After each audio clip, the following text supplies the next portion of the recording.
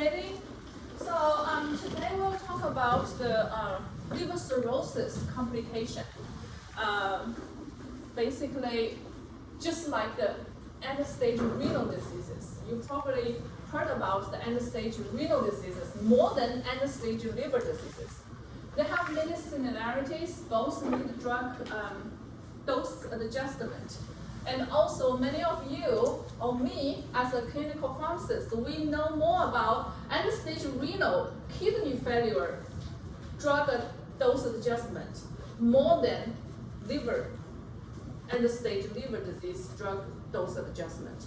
But you have to aware both need drug dosing adjustment in clinical. I will explain that to you why we do that and how we do it, okay?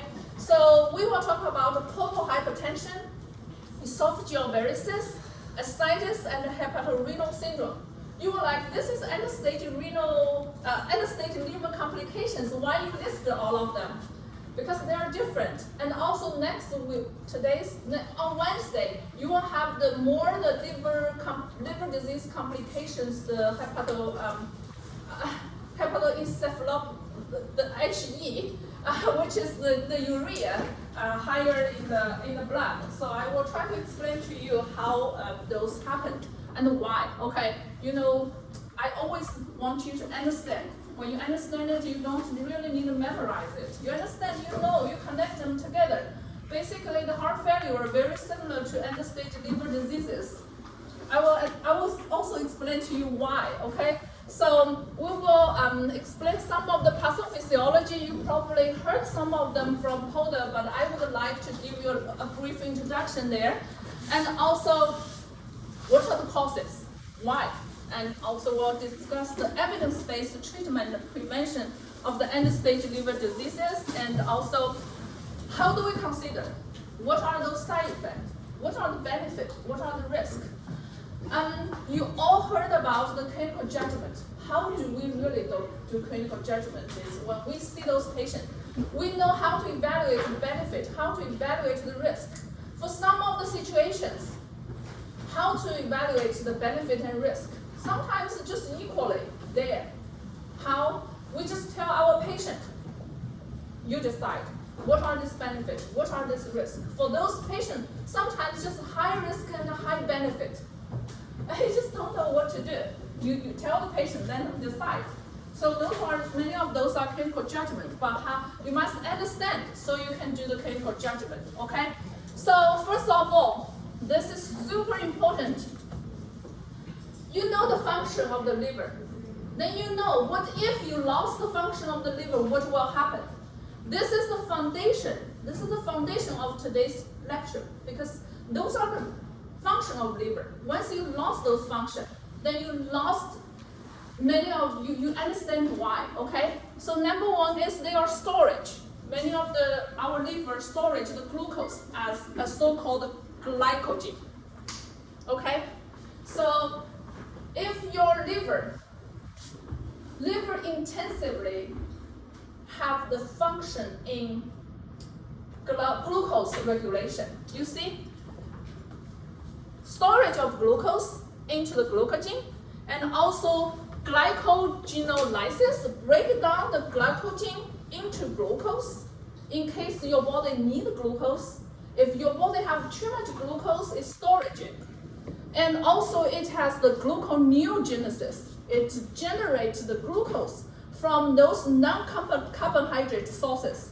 For example, amino acid, those tricyclic, remember those? The lactic acid, it generates glucose from those non-carbohydrate sources. And also it can glycogenesis, can generate glycogen like that. So what if your liver lost the function? What do you expect? For this end-stage liver diseases for glucose regulation. Diabetes. What if if you adjust the insulin dose for your patient? What will you do for those end-stage liver diseases patient? That means they are very difficult to storage the glucose. And also very difficult to break down the glycogen. they are easily to get hyperglycemia, very easy to get hypoglycemia. Does that make sense? So when you have the end-stage liver diseases, when you adjust when you give the glucose, you need to be careful because it's very easy to boom, go the peak. And also, they are very easy to go down to because basically they lost that pool to storage it. Okay? Make sense? And also it's storage of many of the vitamins, so you need to give extra vitamin, folic acid, thiamine. In hospital, we call it banana bag. It is yellow bag. So we give it to the liver patients when they have basically they lost the storage function. Okay, they also lost the storage of iron and copper. We need to give those to the patient, and also they break down function. Driving the toxic metabolism mainly happen in your liver. What if your liver lost those function? That means your drug will slower the metabolism. It's easy to cause the overdosing issue. Does that make sense? And also, the ammonia. It needs to convert to urea, and then it converts to urea in your liver, and then it's urine out in the kidney. So if the liver cannot generate the urea to make the ammonia urine out of your body, what happened? Hyperammonia issue. Hyperammonia make patients confusion. That's what you will have the lecture this Wednesday talking about that. Okay. So and also bilirubin metabolism. Also you will see the bilirubin go up. What happened? Jaundice. Yeah, yellowish. Okay. Also you see the synthesize. Many of those protein synthesize, lipid synthesize. It has a dysfunction there. What happened? If you don't have those protein synthesized, what do you expect? Did you heard about hypoalbuminemia? What is albumin do in the blood? That's protein. It's a protein in the plasma. Yeah. What does it do? What if you have low albumin? Doesn't it have fluid shift change? Correct. So it's actually retaining the water in the blood vessel. Okay?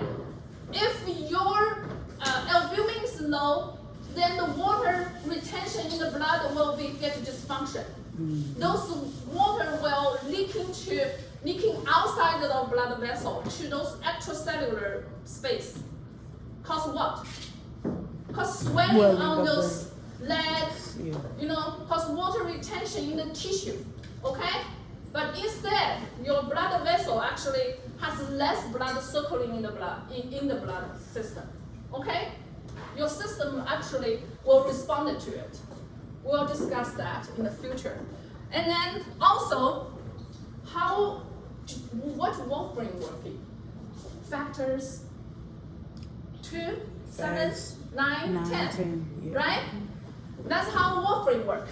So if your warfarin inhibits those factors synthesize, but if your patient has liver dysfunction, your body basically cannot synthesize those coagulation factors.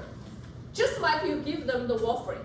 Their RNR will be 1.5, 2.0 without the warfarin because they basically cannot synthesize those coagulation factors successfully. Does that make sense? Who don't understand? Okay, so what does that mean? Those patients increase bleeding risk. Does that make sense? They cannot synthesize those proteins, including albumin, including the coagulation factors. Those cause the bleeding, issues, okay? And also cause the water retention, all of those. And ascites, basically the fluid accumulation in the abdomen area. Growth factor as well, and the bile, those are all those synthesized. So means many of those bilirubin cannot excrete out, urea cannot, ammonia cannot excrete out, also has some immune effect, okay? So those are all the dysfunction. Once you know the function, then you know if the end stage lost those function, what will happen. That's the foundation, okay? So this is the blood vessel. What does red mean? Oxygenated. Arterial. What does the blue mean? What's the difference between arterial and the vein?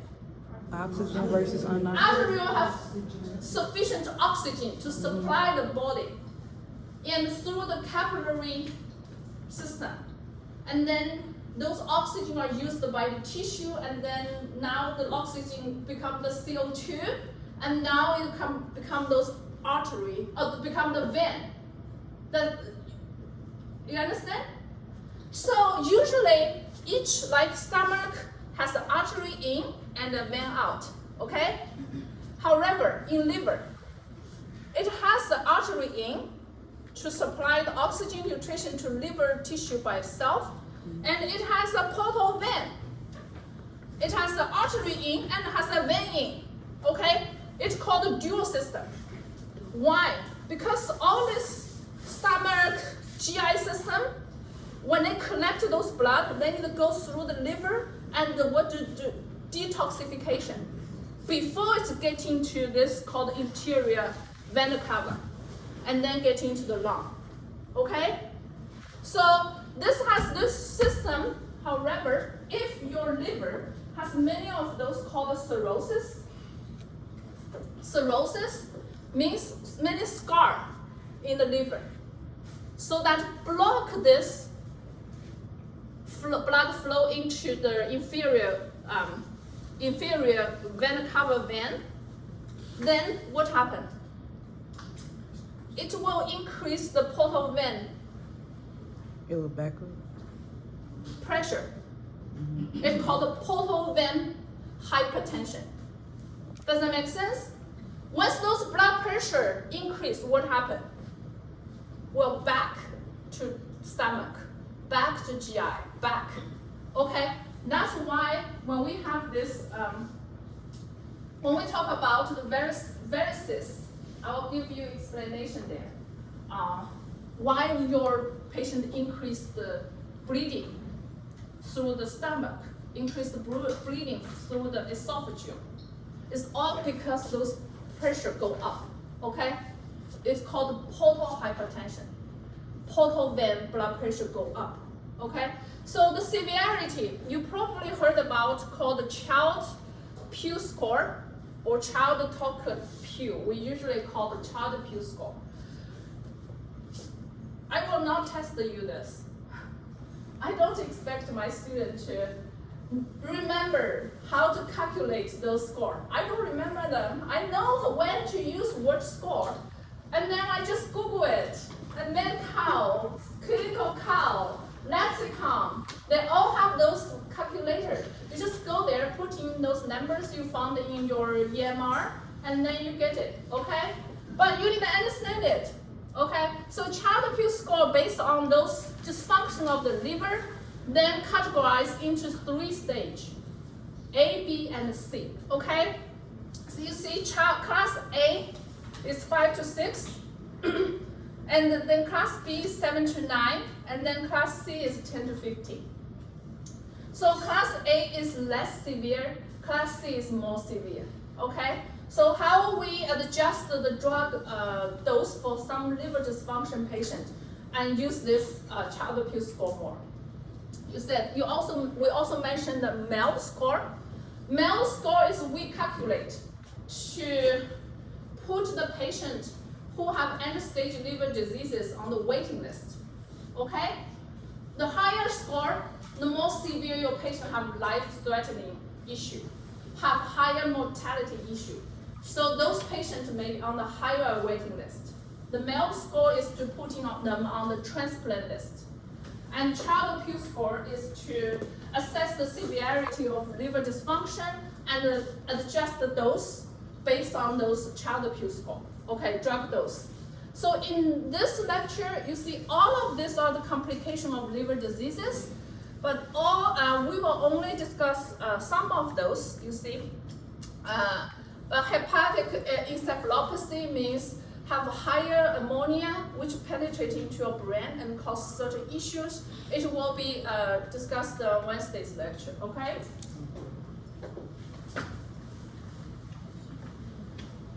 Okay, so portal hypertension and variceal bleeding. So we just discussed the portal hypertension. You see those portal vein getting to the liver. When liver has those scars or cirrhosis, cannot penetrate it smoothly and get to the vein, so that increase the portal vein pressure, right? It's called portal hypertension. So it's lower the best. Did you heard about the pulmonary artery hypertension? You didn't have the pulmonary system yet. But if you will have those pulmonary artery hypertension, try to come back to this lecture and link them together. They have very similar pathophysiology. Because of this, you want it to go as slow as possible, as low as possible. So it should be less than 5, but if it's greater than 5, it has certain high blood pressure. Then in those, blood pressure will back to the GI system, including your stomach, esophageal, intestine, and the colon, so that cause the issue, okay? So basically, as you can see, this is the initial, and also the main consequences of cirrhosis is leading to the complications. This is the major issue to cause all the other complications. It's all because the blood cannot flow smoothly through liver, and then increase the pressure, and then those pressure go back and cause more complications, okay? So hope you understand this. It should be less than 5. Lower the best, and if it's higher, you can see 5 to 10 is considered mild, and then if greater than 10 is considered significant. It has complications through there. So I put this again, so try to explain to you. Once this is blocked, then you will see the portal vein has higher pressure. It will back to stomach, back to esophageal, and then cause esophageal varices. See? Okay, that's how it works. The initial and the main problem. So once it's back, you can see the stomach. This is the stomach. This is the liver cirrhosis.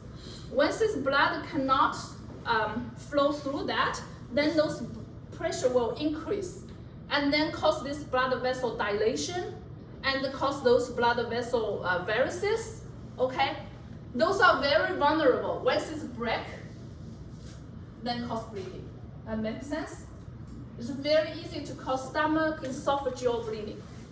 Okay, so that's the main reason to cause the variceal bleeding. Okay, so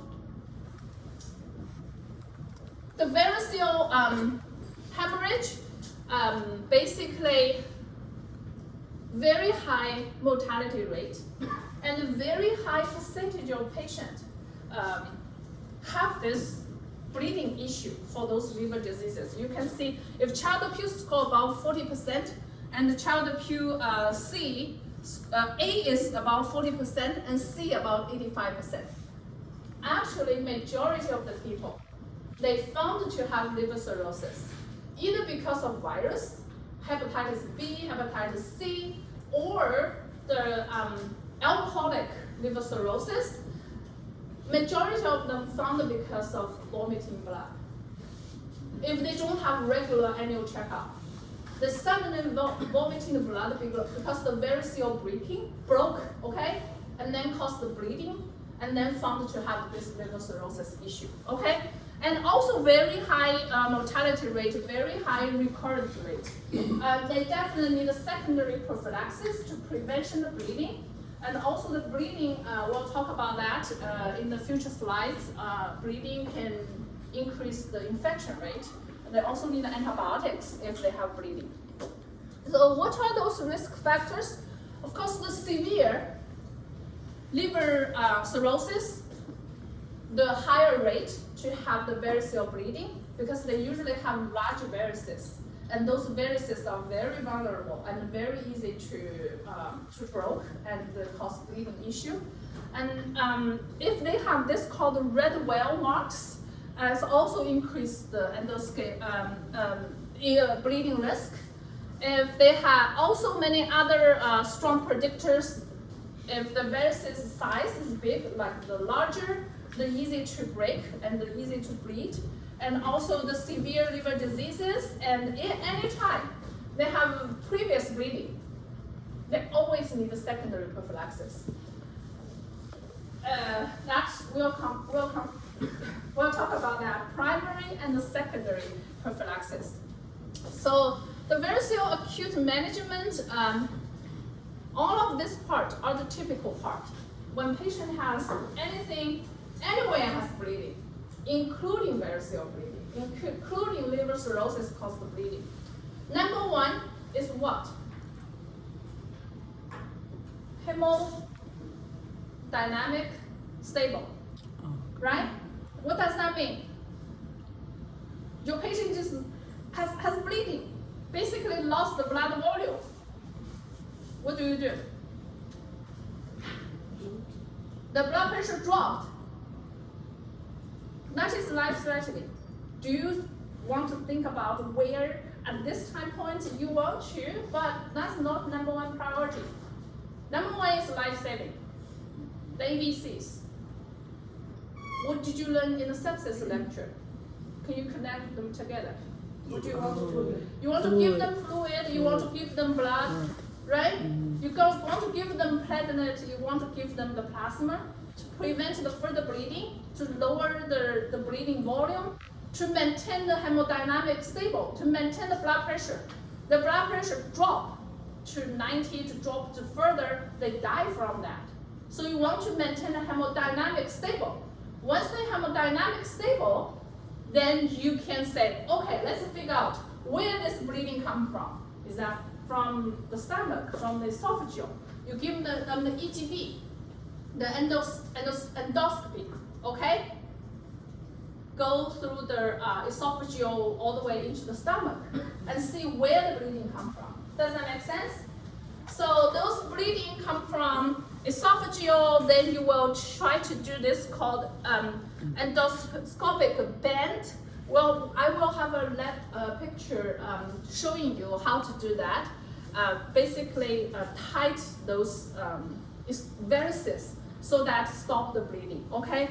But do you know endoscopy, how many of you maybe have your parents, your family have the endoscopy? No? Yeah. Don't know about it? They always ask, any procedure, they always ask you to sign. What are the risks?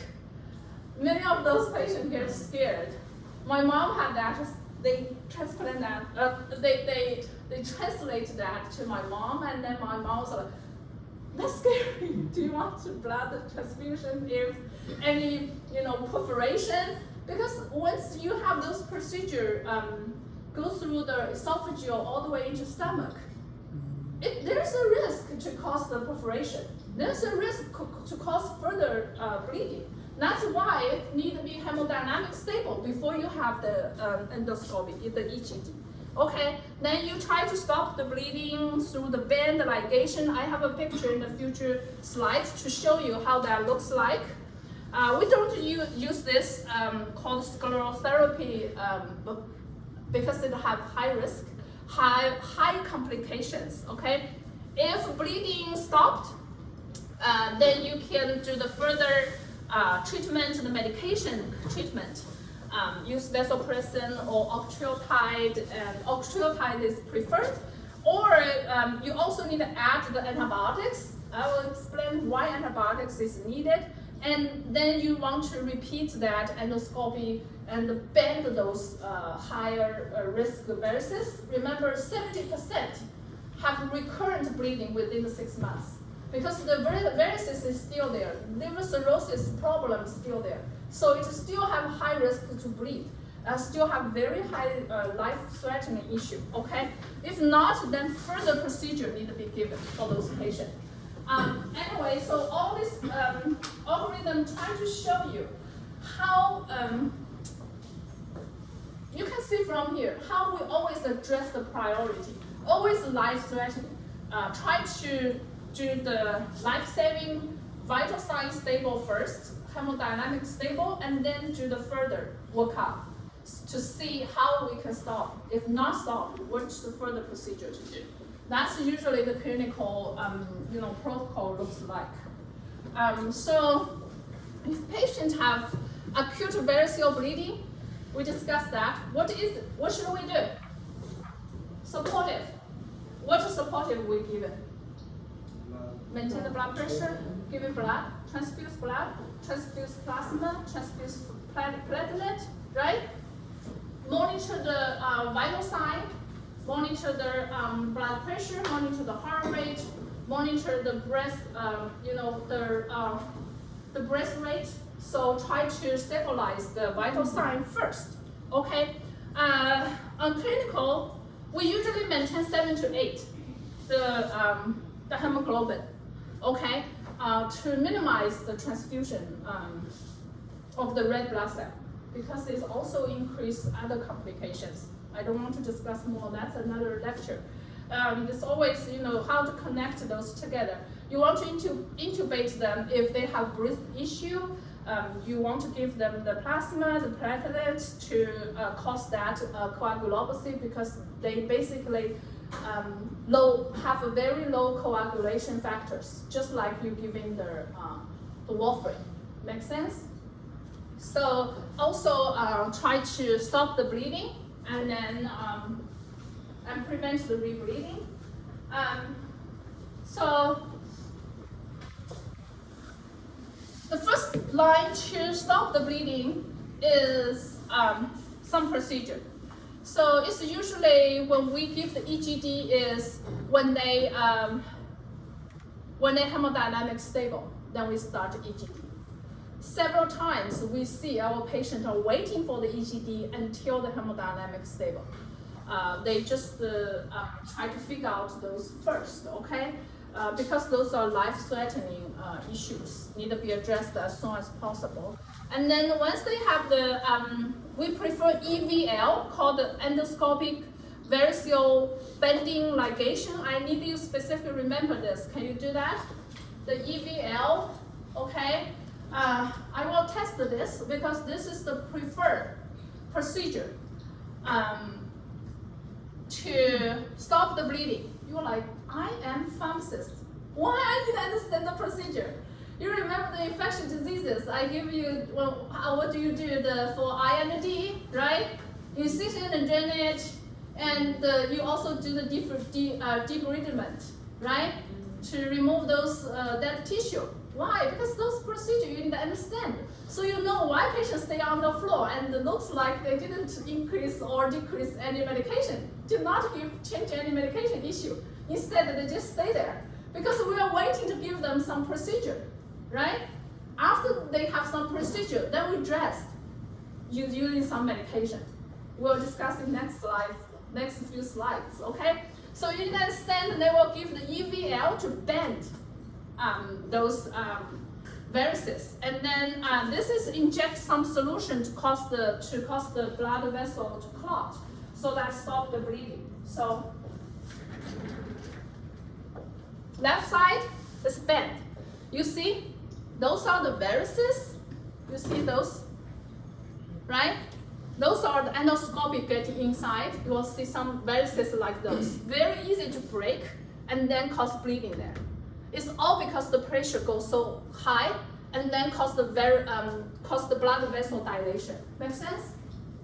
Does that make sense? No? Still not?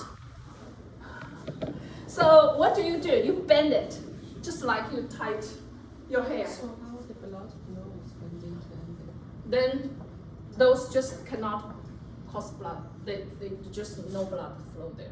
They still have some, some maybe left here. It depends on how they do the bend. You can see there. You see? Yeah, they may lose some blood flow.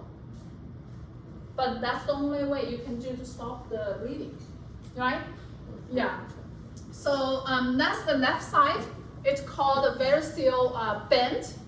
ligation, so that to stop, you will see all of this are tied to stop the bleeding, the variceal bleeding. And in the right side, try to inject some chemical into those varices to cause this clotting the blood vessel and stop the bleeding. What do you think this needle complication? Any idea? Perforation. Perforation. Yeah. Exactly. You have needle there. What if you inject a little bit deeper? Then you cause the perforation. Make sense? So we always prefer the left side. This is very limited. Basically, we don't use it anymore. Okay? So remember, ligation, okay, is the number one procedure if patient has acute variceal bleeding. You want to stop the bleeding as soon as possible, and then so that patient can stabilize and they don't have life-threatening issue. Then we can address it using medications. Okay? And the medical management, we combine the endoscopic or the EVL, okay? The endoscopic ligation combined with some medications. What are the medications? It's actually octreotide. It's the preferred one. Why? You see, octreotide is selective, and vasopressin is non-selective. Why selective is preferred is because, it's only selected to splenic vessels, so that it only work on the portal vein. Vasopressin is non-selective. Where do you concern the most? Where? The heart. Why? It can cause the coronary vessel restriction. What further? Do you remember what are the coronary artery disease? Wow. Should I send you to the P2 to retake those cardiology lectures? It happens very often for my Q4 student. I was like, well, should I cover every lecture for you in my 6-week rotation? I usually do majority of those common disease states for my students.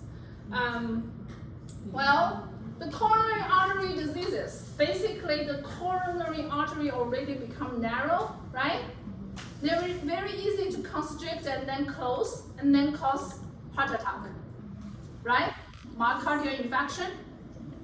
And if you give vasopressin, they have coronary artery disease, they're narrow, but they don't really close yet. But if you give them the vasopressin and cause the constriction, what happened? Myocardial infarction will cause the heart attack. What you can do? You give a medication to reverse that effect. What can cause coronary artery dilation? Nitroglycerin. That's why your patient has coronary artery disease. They have some nitroglycerin pills, right? 0.4 gram every 5 minutes for 3 doses. Remember that? You take it, if still not released, you call the doctor office, you call the emergency. Make sense? Yeah, that's the vasodilation. If you give vasopressin, you must combine with nitroglycerin because it's non-selective, okay? And the third drug is not using in United States, so you only need to know octreotide, selective or non-selective. Selective. Do we prefer it? Yes. What if you give vasopressin? Combined with nitroglycerin. Yeah, I feel so successful to teach this. So, okay, these are the 2 drugs. Basically, vasopressin, octreotide is also called somatostatin similar drug. It's actually preferred. You give an initial bolus and then continuous infusion for 2 to 5 days. The common side effect is cause bradycardia, maybe chest pain, and mainly cause hypoglycemia. In my clinical past wise, just start work, I We had an event for a patient who died from octreotide infusion.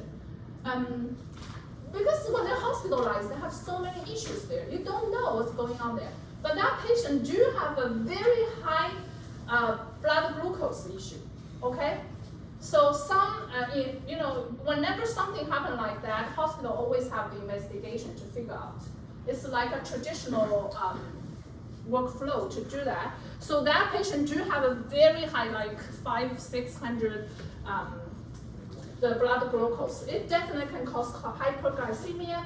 And also because it has some abdomen vasoconstriction on the splenic vessel, it can cause cramping, okay?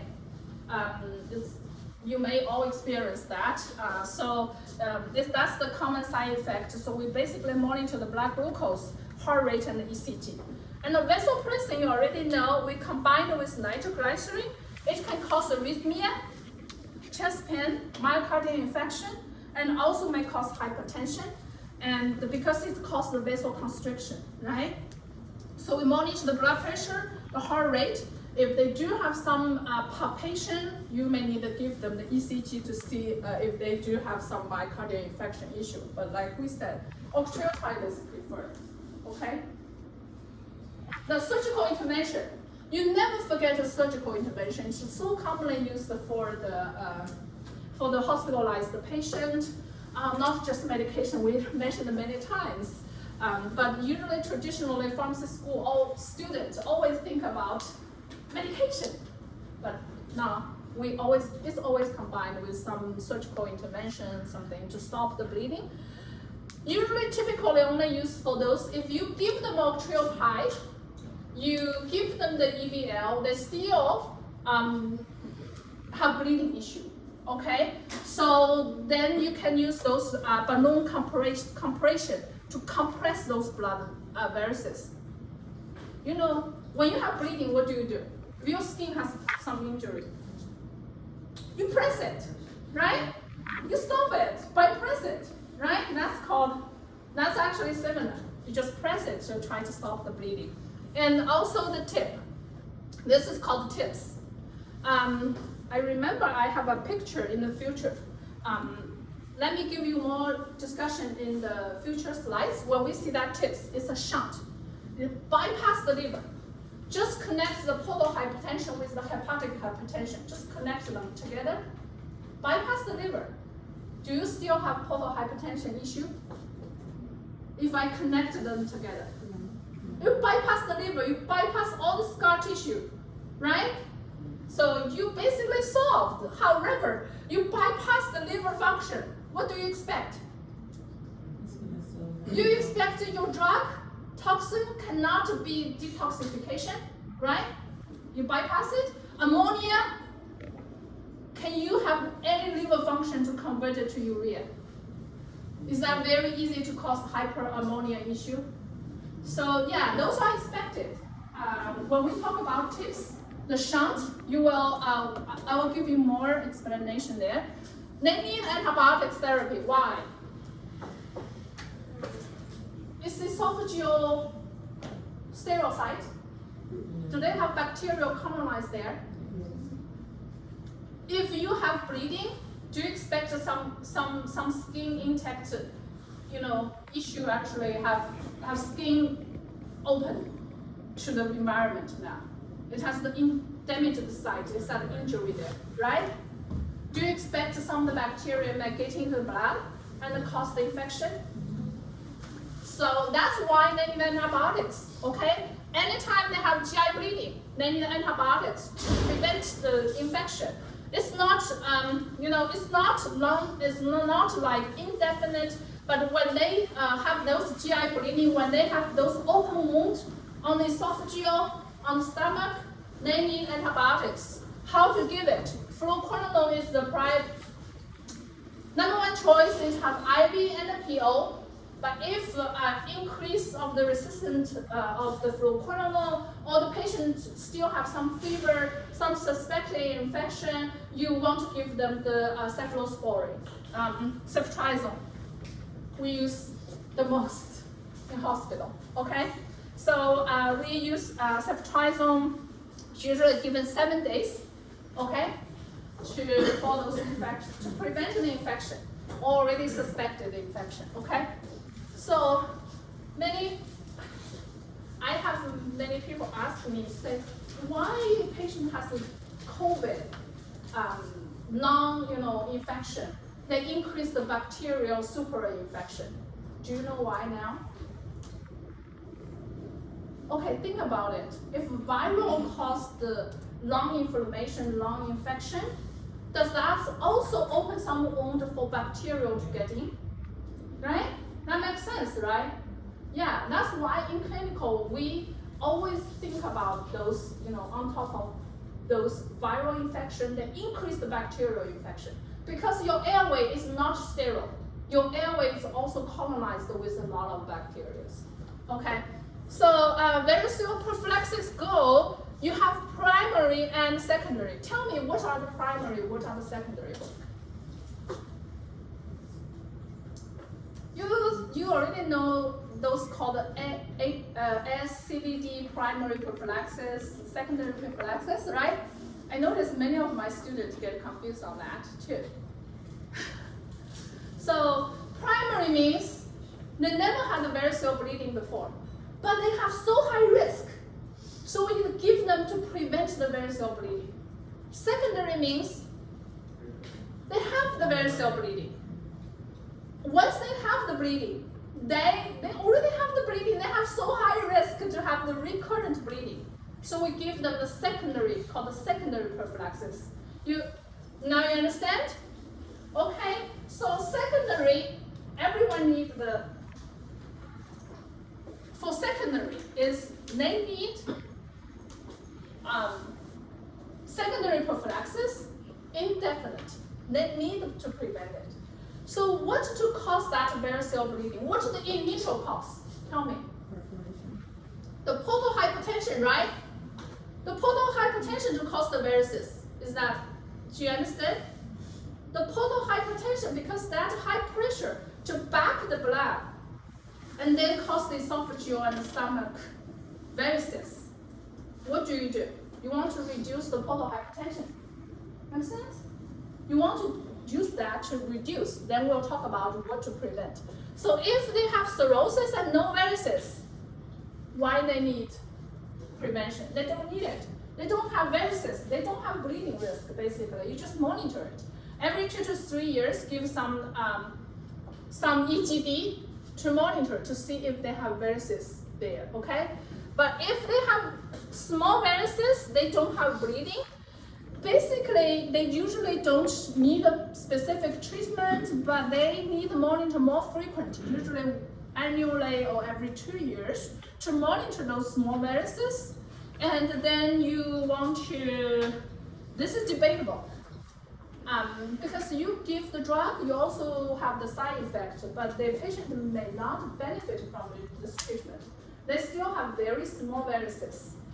But if they have high risk, okay, of bleeding, say they have severe liver diseases, liver cirrhosis, Child-Pugh score C, and then they may need some prevention because to increase the bleeding, then you need to give this non-selective beta blocker. Remember, the non-selective beta blocker is what we give to prevent bleeding. We'll talk about mechanism of action next slides. So if they have medium large varices, what do you think we will do? Or prevention it, right? Because they definitely, the large varices, medium varices, they definitely increase the bleeding risk. Then we will use the non-selective beta blocker. That's the primary treatment. If the patient cannot tolerate it, then we need to give the EVL to the band ligation it, okay? Then if they already have the variceal bleeding, what do you think we should do? Remember, this is all. What is this?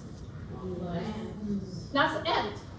We use both to combine and reduce the bleeding as more as we can. Because the recurrent bleeding is so high, it's up to 70% within 6 months. So you want to prevent the bleeding as more as you can. So you combine the EVL with non-selective beta blocker, okay? Can you remember that? Yes. If I test you, can you do it correct? If they have varicose bleeding before, we do the primary or secondary? Secondary. Secondary, that means the event happened before. We want to prevent the further happen, the recurrent. Okay, then we need to combine the EVL with what? Non-selective beta blocker. Okay? We'll talk about what are those non-selective beta blocker and treated. And also, if they still cannot, then this tips could be the recurrent, for the refractory, as the rescue therapy. Okay. So this basically the rephrase of the last algorithm for you to review. So you know if they have medium or large or small varices with high risk, specifically said with red well size, or if they have decompensated patient, means they have child peak score below 3 with those small varices, they will increase the bleeding risk. Then we need to use non-selective beta blocker as the primary prevention. Any question here? No. So non-selective beta blocker also may be considered. You remember the question mark in the last slides here? May be considered for this small varices without bleeding, also don't have those high risk. However, the benefit versus risk is debatable. So we just don't know. It's a patient option. If they said, I want to use it, well, it's fine. It's not against our guideline, okay? And EVL definitely used for those if they cannot tolerate. Why patients cannot tolerate non-selective beta blocker? What do you think? The major reason. What do you think the major reason your patient cannot tolerate non-selective beta blocker? Heart rate. I like that answer. You know, that's why we target the heart rate to 55 to 60. The why? You don't want them to go lower than 55. Your patient cannot tolerate that. Okay? That's why 55 to 60. Why is not high? Because you want to give your patient the highest, the maximum dose your patient should tolerate and target the heart rate in the lower end, but not that low. Do you understand what I mean? Huh? I see many confusion face. Ask the question. We want to give them the maximum dose to lower the heart rate. No, not to lower the heart rate, to let them benefit, to lower the portal hypertension pressure, okay? But we want them to tolerate, so that heart rate definitely will drop, but not drop too low, okay? So that can tolerate that. So their heart rate is 55 to 60. You remember that target rate. Make sense? Okay? Also, that's why when you give them the beta blocker, the beta 1 receptor like metoprolol, what do you monitor? When I see my patient, if I want to know, should I titrate my beta blocker, or should I change a beta blocker, or should I go with another drug? I look at the heart rate and see if they can tolerate. Make sense? For beta 1 blocker, heart rate is mainly you need monitor, okay?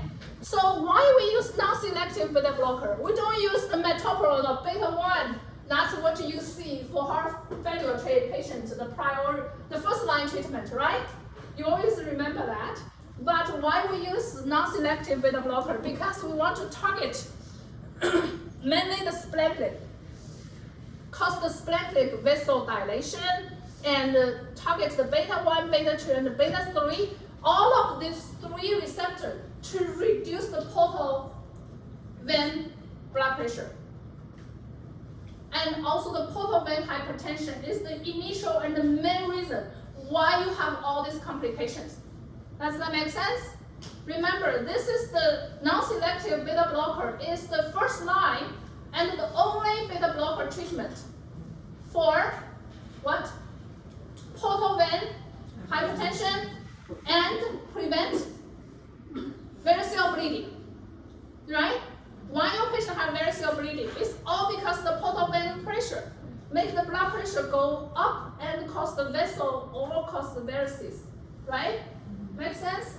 So we use this, and mainly we use propranolol, nadolol, and sometimes carvedilol. Okay. You need to know it. Work on beta 1. What else? Beta 2. What else? Alpha 1. Right? Why we use it? What's the mechanism? Mechanism of action. Why we use this? For what? To reduce the portal vein pressure, right? To reduce the portal vein pressure and prevent the variceal bleeding. Okay. Okay, so those are the dose, but beta blocker, like the non-selective beta blocker, tell me what are those patients you should not give? If they have asthma, COPD, right? You don't want, because the beta 2 receptor on the airway, right? On the lung. Do you know how to remember beta 1 and beta 2? 2 lungs and 1 heart.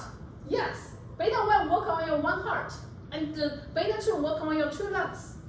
So your asthma or COPD patient is contraindicated because that will constrict the airway, right? Will cause the exacerbation. And beta 1, what type of patient you should not use? Bradycardia. If their heart is low, 50 to 60, can you use it? No, because their further drop will miss that target goal. Make sense? And also, if the patient has heart block, 1st degree, 2nd degree, whatever of those heart block, every time renew my CPR, I need to review those heart rhythm. Those really hard for me, I'm telling you. 1st degree, 2nd degree, whatever those, that will cause further heart block. That's life-threatening too. So those are you should not use. And can you use for insulin-dependent diabetes? The answer is yes. But you need education. Why? It will mask what? The hyperglycemia, right? What the symptom cannot be masked by beta blocker? Sweat and hunger. Okay? Only these 2 signs cannot be masked by the beta blocker. All the others, like heart palpitation, all of the other signs and symptoms for the hypoglycemia will be masked by beta blocker, except sweat and hunger. Okay? You need to educate your patient for the diabetes patient on insulin and the beta blocker. Okay? And for those, you need make sure, and if they have the peripheral vascular diseases or renal disease, you should not, that's a contraindication. Side effects is definitely you need to remember some of the heart rate bradycardia is for sure. Those are the side effects you need to know and make sure tell the patient, okay? Primary prevention, we don't use long-acting nitrates because they are primary prevention. You don't really see the benefit versus risk. Remember, you only use the long-acting nitrate for secondary prophylaxis. For secondary prophylaxis, because they already have the bleeding before, you want to prevent as more as you can. Anytime the secondary, they have the high risk, the highest risk. Do you understand why? They already have the event before, means they have the highest risk. Make sense? So you remember, long-acting nitrate cannot see the evidence to show the primary prophylaxis, but those isovite you can use for the secondary prophylaxis. Make sense? Okay, so for the secondary prophylaxis, you can use non-selective beta blocker combined with EVL. However, if patients cannot be solved those issues, then you need tips, which is shunt. Okay, we'll talk about that in the next few slides. And then all the other patients, anytime they have this variceal bleeding, they definitely need to combine the EVL plus the non-selective beta blocker, okay, for the secondary prophylaxis indefinitely, because it's so high risk. And then what you can also, that's the first line treatment. Make sense? What's the target goal for the non-selective beta blocker?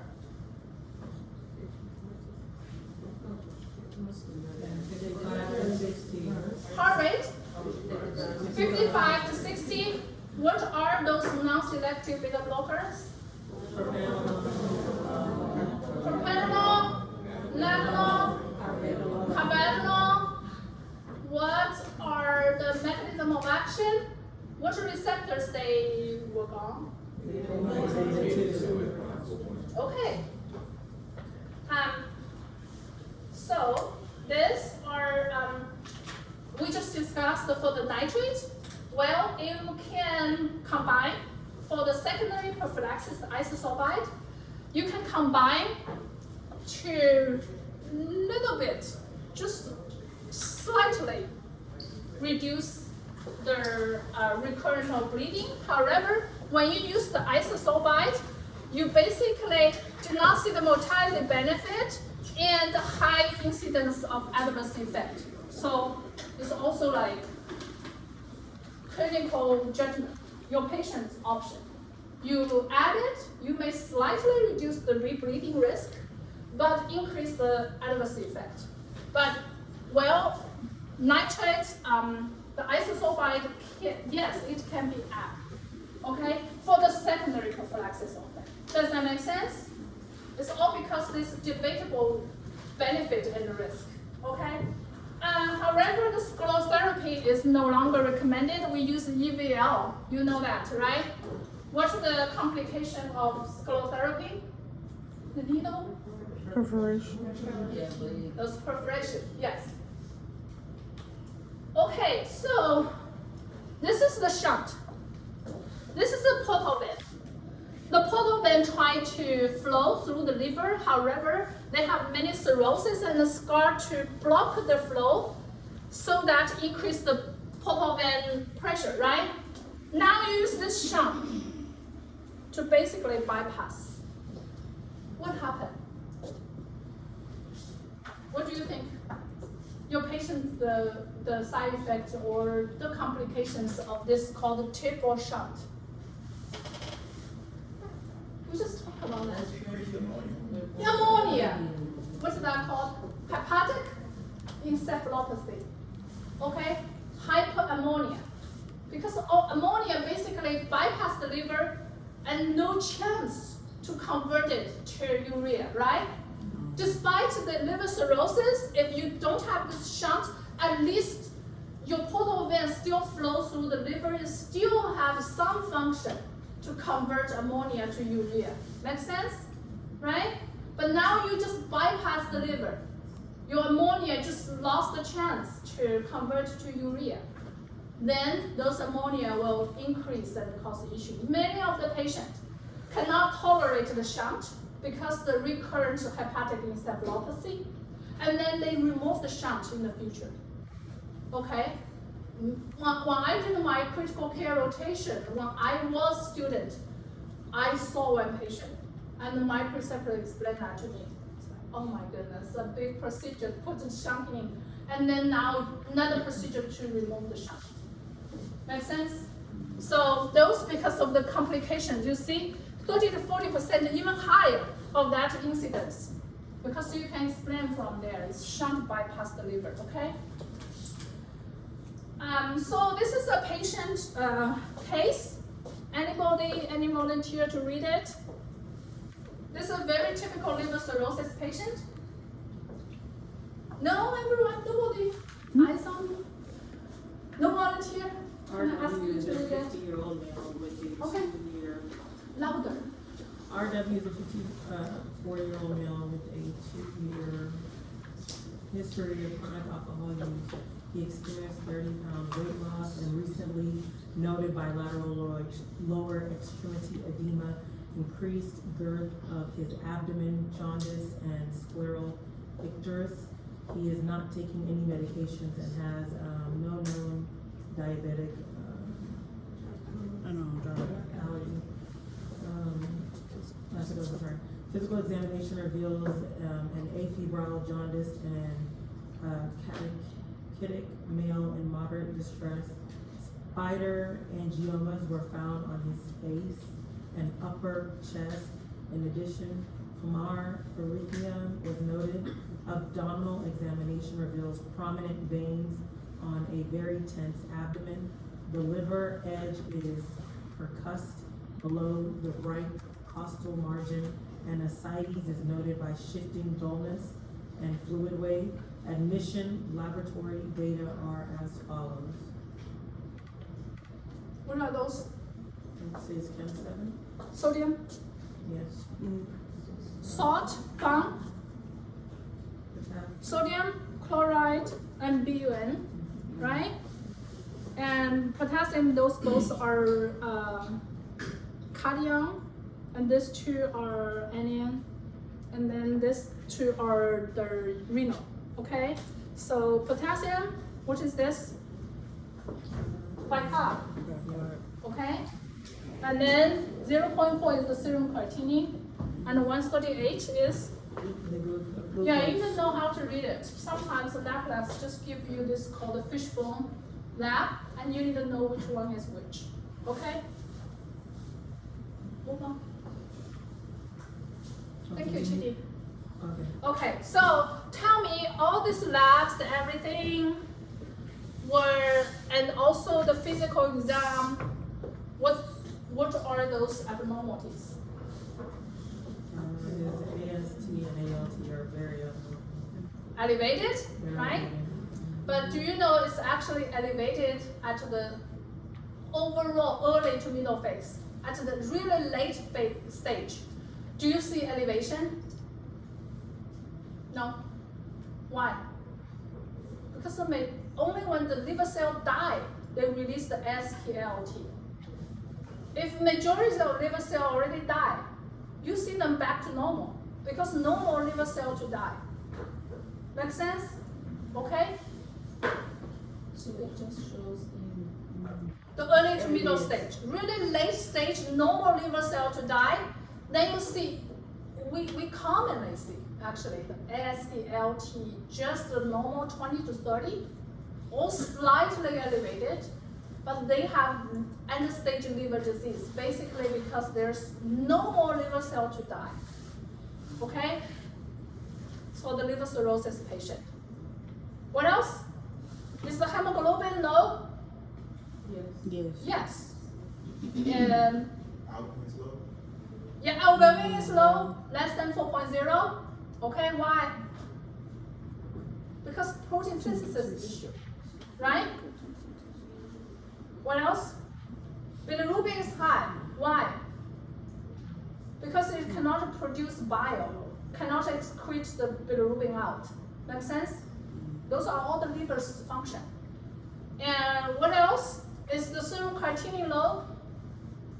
Right? Blood glucose, we don't know, depending on when we collect the blood. If morning blood, before breakfast, that is high. 0.4, why serum creatinine was so low? What happened to the liver cirrhosis patient? They have malnutrition issue. You mainly see they have very skinny extremity, skinny arms, skinny leg, because the muscle wasting syndrome. They basically malnutrition. Their liver cannot storage the nutrition. The liver cannot synthesize the protein. They basically have malnutrition issue. They have very skinny extremities, however have big belly with the water ascites inside. Did you see the physical exam? Right? Okay, what this word mean? Malnutrition with muscle wasting syndrome. Means there is loss of the muscle. very skinny extremity. HIV patients many have those issues before. Now has if they can treat it, carefully, if they take the medication as they're instructed, medication adherence no issue, they are correctly treated. The HIV patients don't have those issues anymore. So these are for your review. Basically, it's very similar to what we discussed the liver function. You see, their liver function test is usually elevated. However, if there's a really late stage, no more liver to die, then you can see the normal, the very normal SPLT. Then you know it's a very late stage, no more cell to die. And then you see the bilirubin elevated because liver cannot synthesize bile. And then you see those physical findings, liver age, because the inflammation of the liver, and also the jaundice, the spider angiomas, and also those erythema, those words I cannot pronounce it. I'm not wrong that one. They are all consistent with the advanced alcoholic cirrhosis in this patient because the alcoholic abuse. Also the prolonged PT and the hyperalbuminemia. The prolonged PT is because what? Coagulopathy. Because the coagulation factor cannot be synthesized successfully, just like you give the what? Warfarin. Okay.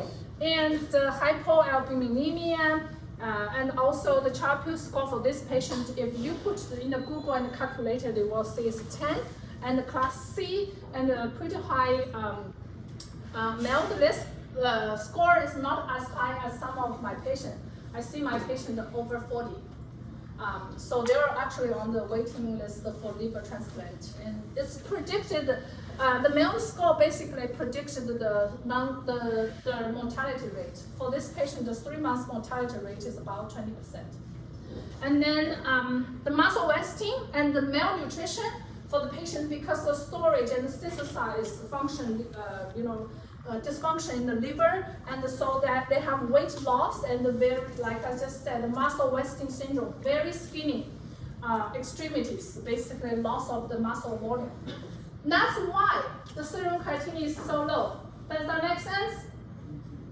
I have a question about is that common, the 2-year chronic alcohol use? I mean, can that cause? Not 2 years. Yeah. Over that usually. That's what Yeah. Yeah. That's usually that's why the alcoholic liver diseases is usually when you found it's already late stage. It's usually 5 to 10 years alcoholic problem and cause the end stage liver diseases.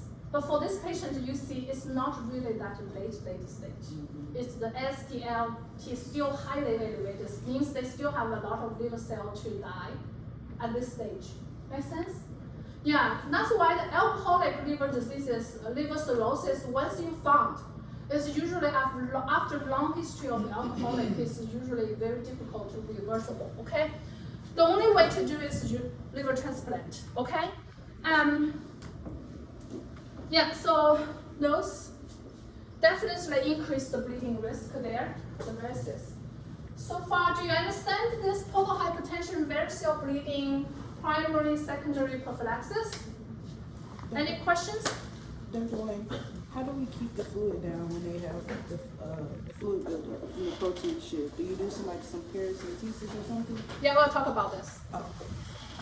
What is this topic title? Yeah, ascites, that's the fluid, okay? We'll talk about this, okay? Not for everyone we use paracentesis, but we do use for some severe paracentesis. Oh, severe, okay.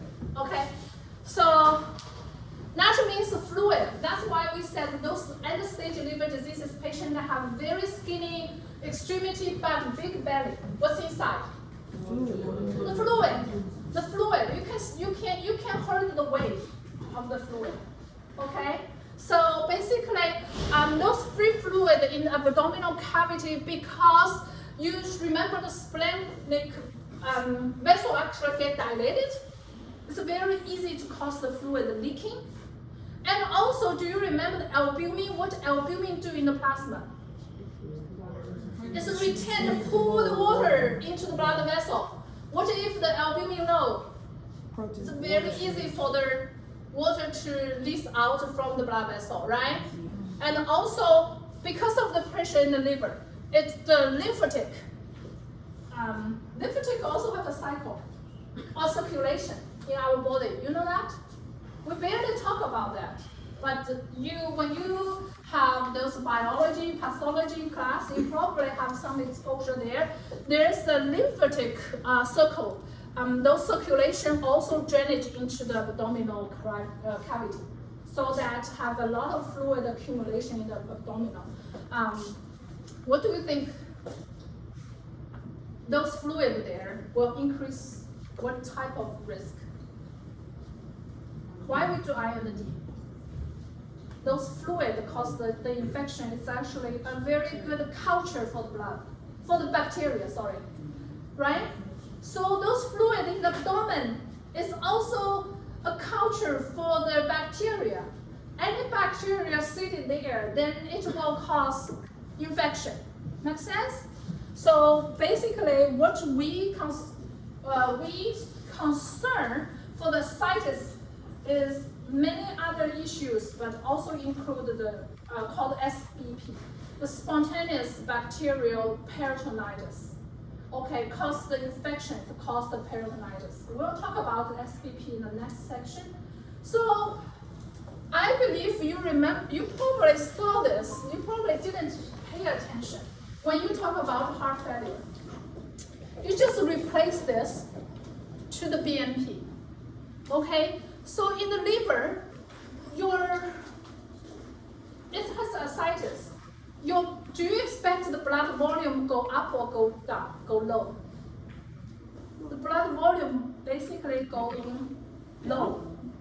It's because those water cannot retain in the blood vessel. They leak to the actual cellular space, cause the water retention in the tissue and water retention in the abdomen. What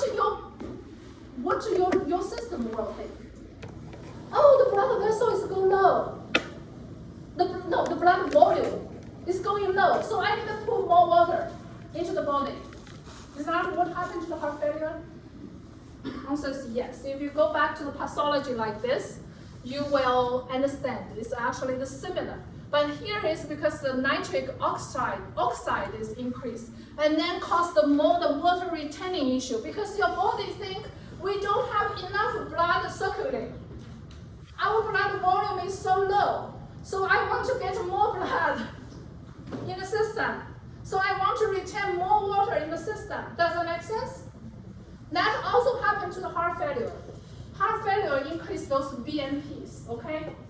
So also some like those angiotensin system.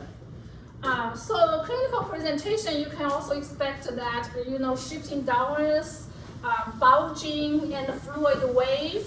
But the diagnosis is always based on the clinical presentation and also the diagnostic paracentesis. Paracentesis has two types, one called diagnosis, the other is called treatment. So diagnosis is, okay, I suspect this patient has ascites. So I want to know if my suspicion combined to the clinical presentation is correct. So I want to use the ultrasound guided needle to get into the abdomen and to pull some blood out, maybe just 10 minutes later, and send to the lab and to analyze, see if this is ascites. Make sense? It's called diagnostic paracentesis. Just draw a small sample to analyze. And if you analyze as albumin serum minus albumin ascites, it's called serum ascites albumin concentration gradient. If greater than 1.1, then it's diagnosed the ascites. What the other disease state can also cause the abdominal ascites issue? Do you know? How about malignancy? Yes? No? Yes. If your patient has some abdomen tumor, ovarian tumor, They can cause malignant, those malignancies can also cause ascites, okay? Not just liver cirrhosis. That's why the differential the diagnosis, okay? So the treatment of ascites secondary to the portal hypertension is really straightforward. What should they do? And do you remember these three? Okay? They need to have alcohol cessation. Number one, and also the most important one to do. However, it's very difficult for the behavioral intervention for patients. We literally see patients admitted to critical care, give transfusion, give all of this octreotide, all of the treatment, and discharge to the home. And the second day was admitted to ICU again because the night, how many alcohol we don't know how much he drink. He drink a lot. And then immediately admitted to the ICU again. So it's so difficult, but so important. It's the most important. And also the sodium restriction. We'll talk about that. You probably said, how about fluid restriction? No, fluid restriction only restricted to certain patients, not all. But sodium restriction is for all. Okay? And also diuretic. Is that similar to heart failure patient? Also very similar, right? Mm-hmm. Well, the treatment regimen is a little bit different. However, the philosophy is the same.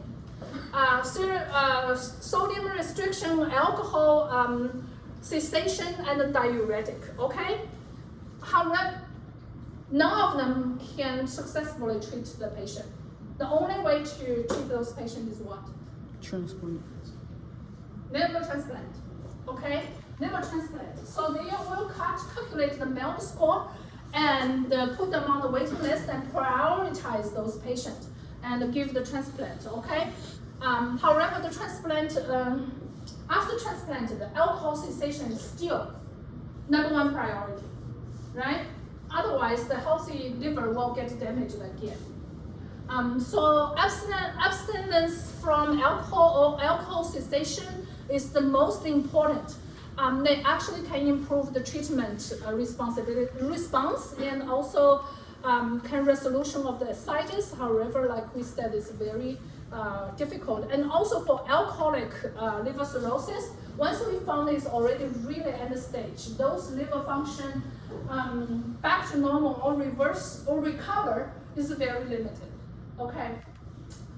So #1, we talk about alcohol cessation, salt restriction, and diuretic, right? For the ascites, right? So sodium restriction. Why need sodium restriction? For heart failure, for hypertension.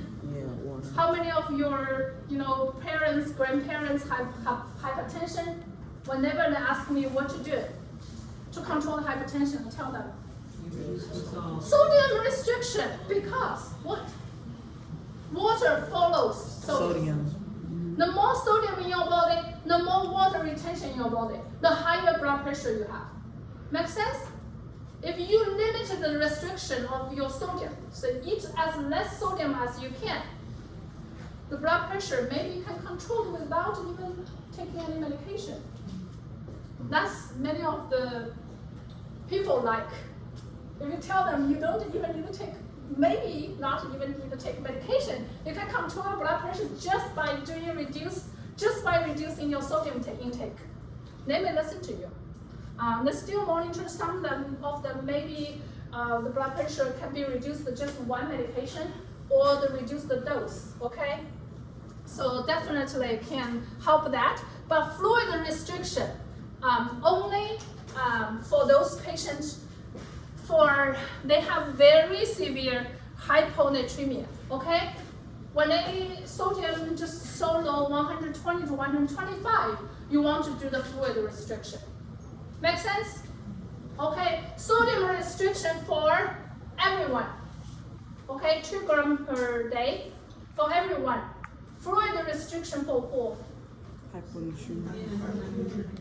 Only for the severe hyponatremia patient. Sodium about 120. Make sense? Okay. So the diuretic therapy.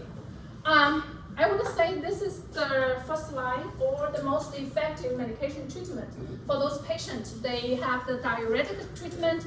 However, what I want you to know is furosemide, Lasix by itself, is not effective. For heart failure patient, we use Lasix by itself. But for this liver cirrhosis patient or ascites patient, we use diuretic to get rid of the water by combining spironolactone with or without furosemide. But furosemide by itself is not effective. Can you remember that? Yes. Do you know why we combine spironolactone with furosemide? That's the most common treatment. We'll talk about next slide. You want Yeah, the side effect is actually match each other perfectly. Okay, so we always give in a certain ratio. I need you remember this ratio. Spironolactone 100, furosemide 40. 100/40 ratio. That's the starting point. The maximum dose can go fourfold to 400 and 160, still 100/40 ratio. Can you remember this golden sentence? Is furosemide by itself effective? No. What should you use? Spironolactone. Spironolactone plus furosemide or spironolactone by itself, but prefer spironolactone plus furosemide, okay? And what is the ratio? 100/40. 100/40, okay. So we usually double the dose daily until the goal is reached. What is the goal? It's based on the weight loss. Because those weight loss is how we monitor the water loss. Make sense? So we want to get rid of the water retention issue. And so if they lost 1 day without edema, then that's the target goal. And if they have edema, means more water retention in the tissue or the extracellular space, then you target 2 pounds per day as the targeted goal. Okay. This one maybe for those patients if they are not, you don't know how the response is, then you can do that spot urine, but it's need the nurse, the medical team all aware when to draw the urine and also the patient. The first morning urine need to send to the lab to measure it.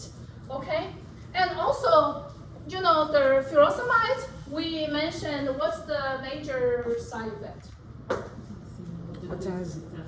Yeah, it's definitely have many side effects. One of them is definitely cause creatinine elevated. I mentioned to you, if I have a patient who started the Lasix or the Lasix dose go up, or anytime I adjust the dose, go up or go down, I will monitor the electrolytes, I will monitor the creatinine if they go up. Well, we always monitor creatinine to see if patient can tolerate. Preferably increase less than 0.3, but most of the time it's actually increase the elevation. But we always monitor every day to see how the serum creatinine go up, how much it go up, okay? And also some of those definitely need to be closely monitored. Why we combine them? Spironolactone can cause increase of potassium. Furosemide can cause a reduce of potassium. Spironolactone can cause acidosis. And furosemide can cause alkalosis. Do you like it? When you combine them together, it's a neutral effect, right? Okay, that's why it's very good for 100/40 ratio and to make the side effect neutralized. Otherwise, you discharge your patient home, can they monitor the potassium every day? How do you know? Go up or down, low, right? So this is the very good side effect, how we use them. And also, some spironolactone can cause painless, not pain, but cause gynecomastia. Do you know what is that? The breast swelling. Yeah. Do not swelling, just become bigger. It's super annoying, especially for the men who take it. So anytime have this happen, stop the medication.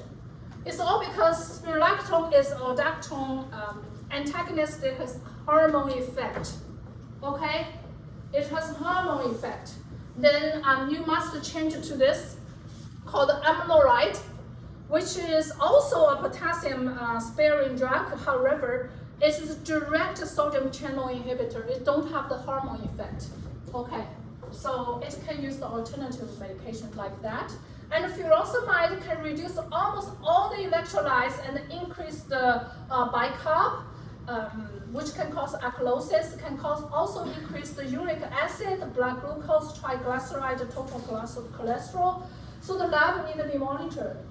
Does that make sense? Mm-hmm. But this is so effective diuretic. We like it because once you use it, it just gets rid of those water retention issues so quickly. Okay? But still need to monitor. It can cause also static hypotension, photosensitivity, ototoxicity. If your patient take a one-time dose, say, if you just charge your patient 40 milligram daily dose for furosemide, how do you instruct them to take this medication? In the morning. Morning, okay? Yes. Why? Diuresis. You don't want the elderly people to get, to go to urine, go to the restroom when they sleep. There's increased the fall risk, right? Yes. What if they take it twice daily? One dose, of course, in the morning. What's the second dose you tell them to take? Usually I tell them to take 3 to 4 p.m. So that when they go to the bed at 9 to 10 p.m., I tell them the early afternoon time. You can take it at 2 p.m. until 4 p.m. Sometime at that time point, as long as you can remember it. So that they don't need to go to the restroom when they sleep, which increase the fall risk. Okay? Nobody wants to get up and go to the restroom when they sleep, right? Yeah. So paracentesis. This is a treatment paracentesis. What we talked about before is called diagnosis paracentesis. But basically both use those called ultrasound guided needle and go into the abdomen area and then drain those fluid out. So this only applies to those if you give them the diuretic therapy, but still they don't respond to those medical treatment very well. Then you need, also if they have a big volume of the ascites or refractory ascites, then you want to give them the paracentesis. Okay, so if there's small ascites fluid removed, you basically just give them some normal saline to replace the volume, okay? Because once you remove the ascites, your blood vessel volume will also reduce somehow. So you don't want the patient to have so small blood volume and cause hypotension. You want to give them some sodium saline infusion. But if they have higher fluid, like 5 liter fluid removed, very similar to ESRD patient. If you have higher volume removed through the dialysis, you need to give them the albumin. Why? What albumin do? Yeah, can keep the fluid in the blood vessel to maintain the blood pressure. Otherwise, the blood pressure will drop to so low, the patient is life-threatening. Does that make sense? How do you calculate how much albumin to give? 6 to 8 grams per liter. Only give if they have removed over 5 liters of the fluid, which they are risk of the hypotension. You calculate it. Say if that is 5 liters, you give them how much? 30 to 40 grams. Okay, do you know how to calculate it now?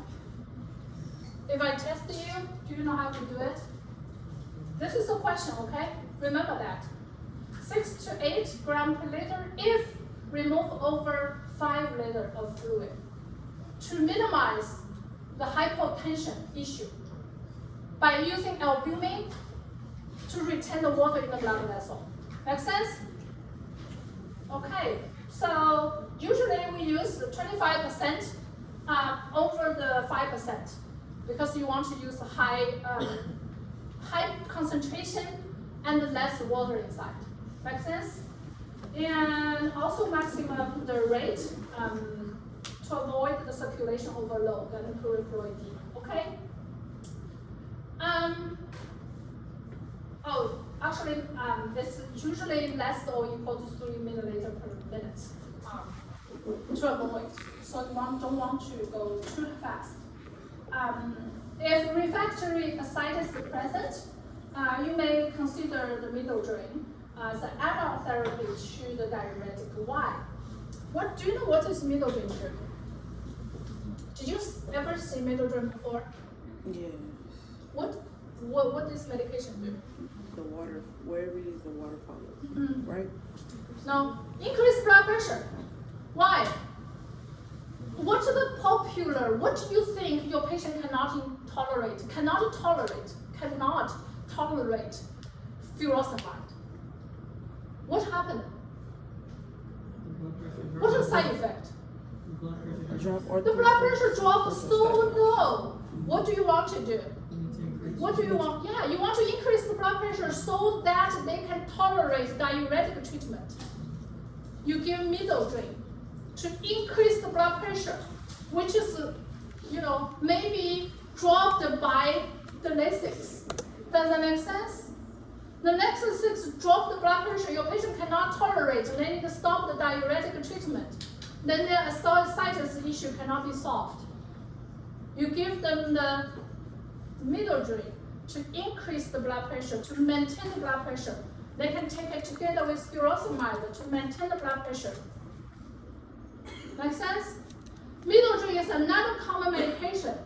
When your patient has sepsis, their blood pressure dropped so low, we give them what? Noepi, right? We give them the Noepi to maintain the blood pressure. But if they are on norepinephrine infusion, they must stay in the critical care.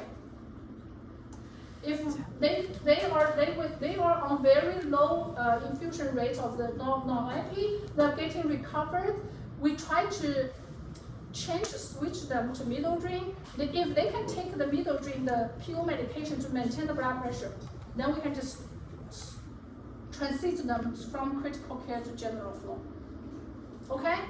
Because middle drain is pure medication. Okay, they can take it on the general flow.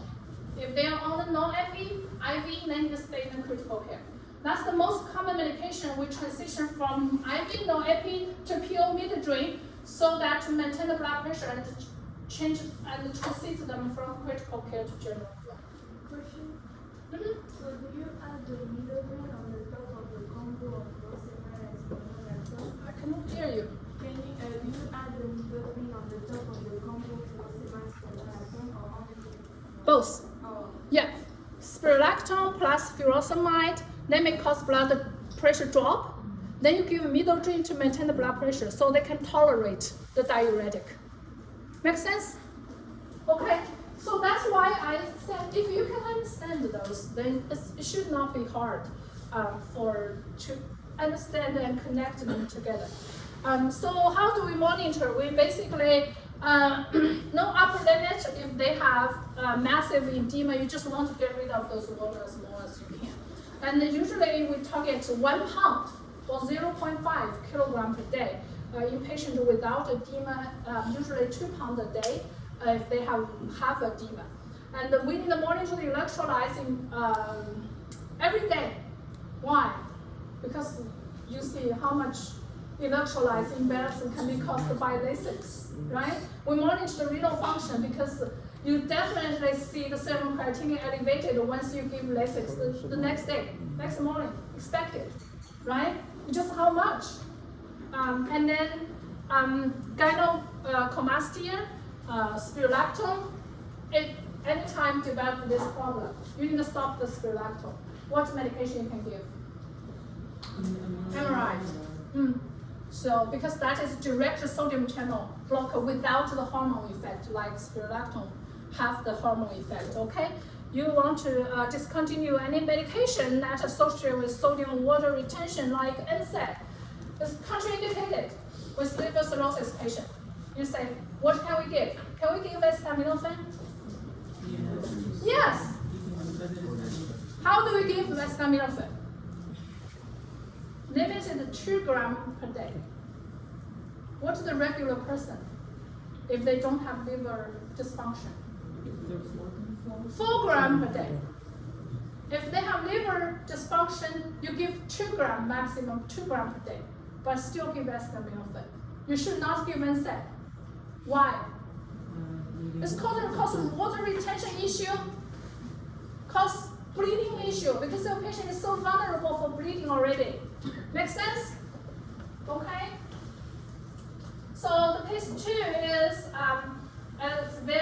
this is very easy question, I would say, because the initial dose, you just need to go up the dose, increase the dose. If patient still refractory, then you probably increase to the maximum dose. If your patient cannot tolerate and the blood pressure go down, what do? You give middle drink, right? If you still have refractory, what do? Paracentesis. Okay? Okay, we talk about the SBP. This is called spontaneous bacterial peritonitis. I touched base this. I cannot remember if I give you the lecture last semester. But basically, we talk about, yes, I think I did, the abdominal infection. So you have primary peritonitis and the secondary peritonitis. Is this primary or secondary? Primary. Secondary peritonitis means you have some sources. For example, the pancreatitis. Those caused infection in the abdomen. Make sense? Primary, mainly if your patient has a peritoneal dialysis or the liver cirrhosis caused the infection, they are primary. They usually only have one bacteria called monobacterial infection. Most common one is E. coli, okay? So basically, because your patient has ascites, the fluid is a good culture for the bacteria. In the abdomen, it's very easy to cause infection. Also associated really with high very easy to cause patient hospitalization and also higher mortality rate. We just talk about, because of the ascites, it's increased those fluid is so diluted. You think even the white blood cell come into the so diluted fluid ascites in the abdomen, can they against the infection like it's supposed to? So you have 5 to 6 liters of fluid there, have bacteria growing inside. Your body definitely will bring the white blood cell in. However, because it's so big volume, it's very difficult for the blood cell to catch the bacteria and kill them. Does that make sense? So that's why it's very easy to cause, even the patient have good immune function, it's still difficult very easy to cause the infection in those fluid. Most common is gram-negative. Most common is actually E. coli. Usually most of those, greater than 90% is just single. We call them monobacterial, right? How do we go through the clinical and the lab to diagnose those? All the infectious diseases, like I mentioned before. How? Fever, mucositis, white blood cell elevated, right? Yes. All the infection, abdomen, maybe abdominal pain, the signs and symptoms, and also the white blood cell go up, and also the fever.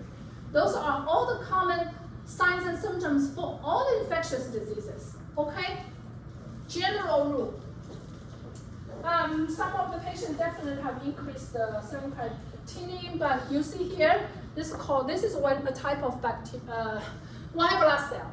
This white blood cell try to get into the ascites, but limited against the infection because it's diluted and so big volume of the fluid.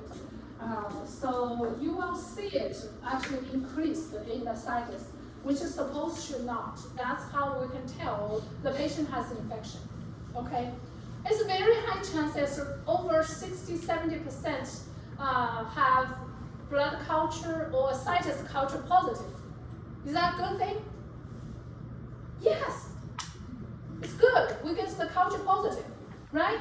So we know what bacteria, we know the susceptibility. So we can de-escalate to the appropriate antibiotics to treat it, right? Yeah, some of those just make sense. Sometimes I talk to my students in a clinical practice to say, some of the common sense, but because the student gets so nervous when they just started the clinical practice, sometimes they just lost some of the common sense. But it's okay, it's trainable. It is trainable, yeah, sometimes just lost those common sense. It's like,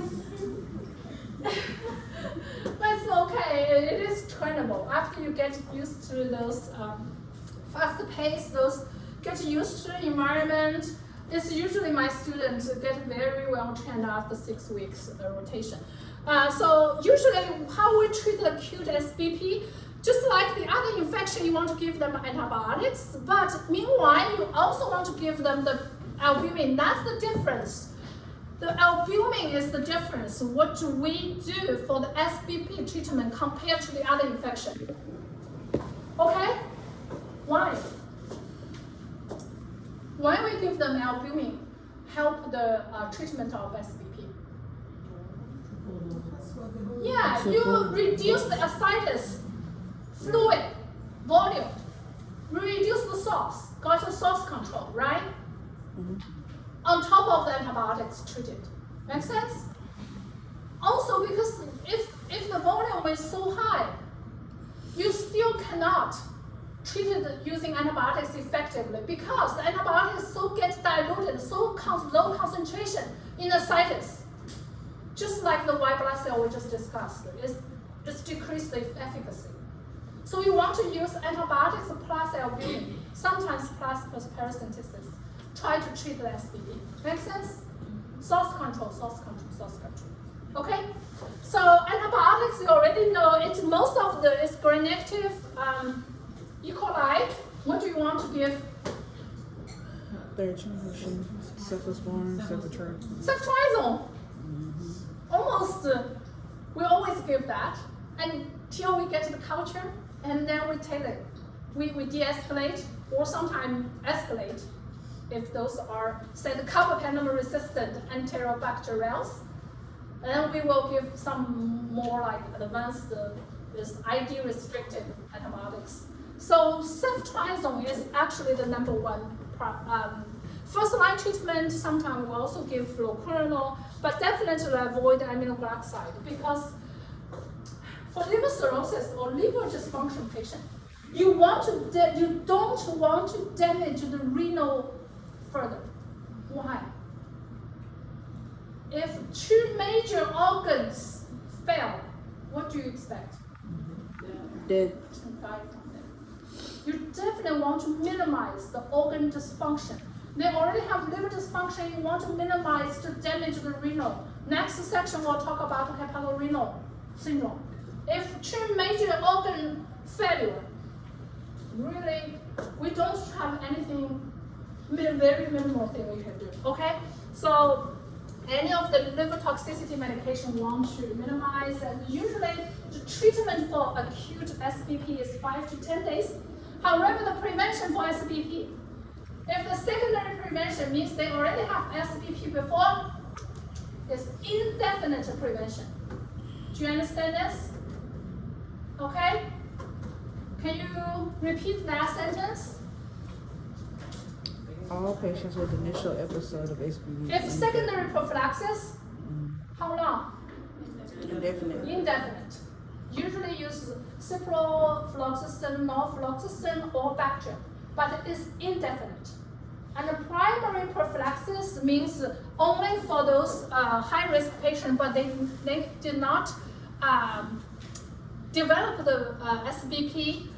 You just for those high-risk patients. I don't expect you to remember those But we barely use primary prophylaxis. But anytime your patient has SBP, the secondary prophylaxis is how long? What do you use? What else? Bactrim and fluoroquinolone. Okay? So for this part, I don't want you to get confused on this, but I personally like this is because that helped me to connect the different pathophysiology system or the algorithm together. This is very similar to the heart failure. That's why it's actually increased many of those systems. I don't expect you to know, but if you say, I just want to use something for my phone, then you can read it. But basically, as many of your body respond to the system because the blood volume gets low. Your kidney can feel that. Once your kidney feel that, they will have some system actually getting elevated, which is the response of the system. However, it's actually caused the further damage of the human body. So the hepatorenal syndrome is because your liver failure causes further renal failure. So two major organs failure called hepatorenal syndrome. Only one thing I need you to remember. What to treat this? How to treat this? I didn't expect you to remember this part. It has two types. It's more like clinicians level. They want to test you for this. But anytime your patient has hepatorenal syndrome, the only way, honestly, what we can treat, liver transplant. All the other treatments, octreotide, albumin, midodrine, they are all, to maintain the hemodynamic stable. You don't give nephrotoxic drug at all. You want to maintain their life saving as longer as possible until they get liver transplant. Once they develop hepatorenal syndrome, they immediately put the high priority of liver transplant if they qualify. Okay? So that's all I have. Do you have any question for me? I know it's a big topic. Try my best to help you understanding. If you have any questions, you can ask right now or later. No? You understand all? Ready for the exam? Okay. I have 11 questions. No LC. I already emphasized everything. I voted it, I underlined it, everything in the lecture, okay? Dr. Wang, Okay. is there any non-pharmacological ways that you can, instead of diuretics, for the people that can't tolerate it, any like compression, how you can return the fluid back to the heart? When they wear those compression stockings, the compression sleeves, and it returns the fluid back to the heart. Other than that, is there any other way, like non-pharmacological ways? For the blood vessel? No, for the fluid to be returned, because of the protein shift. Is there any other way? You give them the albumin. It's the way to drain water from the extracellular, which retain the tissue back to the blood vessel. That's the way. But what if you have like those heart failure patients? Heart failure patient, their leg can go elevated, so that better. The fluid will come and back. sodium restriction. Okay, Sodium restriction is super important. Okay. Super important. Okay. Water follows sodium. So if you minimize the sodium intake, then water will urine out. Even you drink more water, it's urine out. Sodium restriction is very important for heart failure or hypertension. Okay, so question. What if you had a heart failure patient? The furosemide is increasing their serum creatinine. We monitor. Usually if... How do you return that fluid then? And the patient's elderly. No, they get urine out using Lasix. No, I'm saying, what if you're giving them Lasix, but their serum creatinine is steady creeping up? The BUN is steady creeping up. You dialysis them if they have fluid overload, severe fluid overload issue. Then that's the only other way. Then the only way is if they cannot tolerate furosemide, they still cannot control, then we can reduce the furosemide dose. If they still cannot tolerate, we monitor the dose so closely if they admit it to us. We may lower the dose, see if they can tolerate. We may change it to Bumax. Bumax is more friendly to kidney. Bumetadine? Yeah. Then if they still cannot tolerate,